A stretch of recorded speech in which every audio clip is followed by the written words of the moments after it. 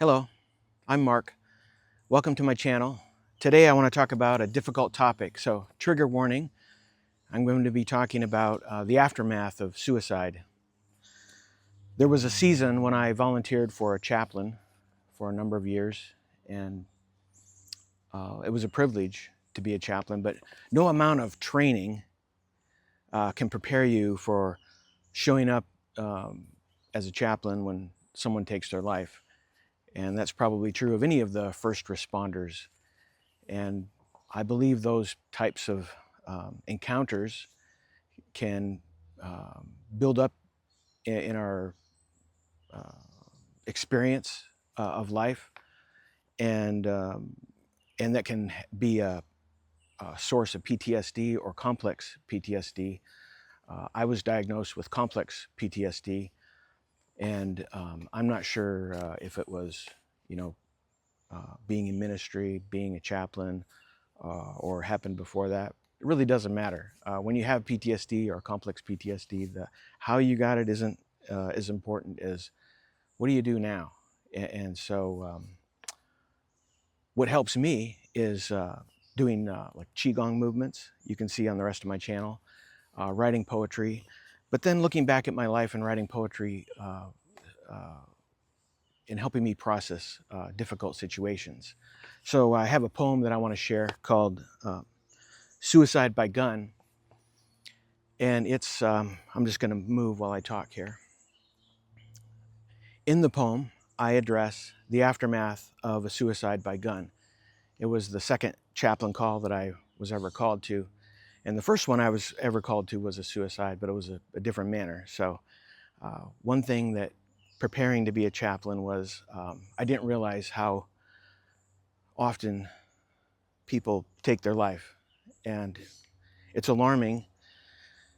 And I just want to say, if you are struggling with thoughts of suicide, talk to somebody, please. It's you are important, you are valuable, and sharing with another human being can help change your state.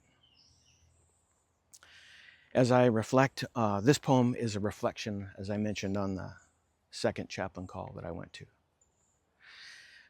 So I just show up in that memory and I record the different smells and sounds and the experience. And what I'd like you to take away from it is suicide is a very difficult topic. Death in general is something culturally we kind of avoid in the West. And may this video be momentum in the direction of blessing us as humans. That's my goal. So there's plenty of arguments and emotion and drama that can come up in people's minds, death and suicide. And I want to be very clear, my heart is to show up with compassionate action towards myself, towards those I encounter, including being a chaplain, those back in those days, and to you. And as you think, I submit to consider, how can you show up with compassionate action? That's, if I have one big takeaway, that's it. Compassionate action, like a pebble in a pond, a very calm pond, and the pebble comes in there. And you could say the ripples are all the craziness that happens in life, but then you drop another pebble right behind it, and that is compassionate love, just expanding. When I showed up at a chaplain call, that was my goal, is to just show up and how can love be expressed in this situation? Because no one woke up that day, the day of this poem, or any day that there's a suicide, and no one woke up and said, we all want to end up here today. The first responders, the chaplains, the people who are left behind. And in that space can be a lot of anger and that needs to be processed. And often we don't have the wherewithal to process it. And then it becomes kind of one of those traumas that gets knit together and creates a complex trauma in our lives. And so I invite you to listen along. And if this is too big of a topic, turn the channel and watch cat videos. Suicide by gun. I smell copper and gunpowder. Anger takes up all the space. Does anyone else notice?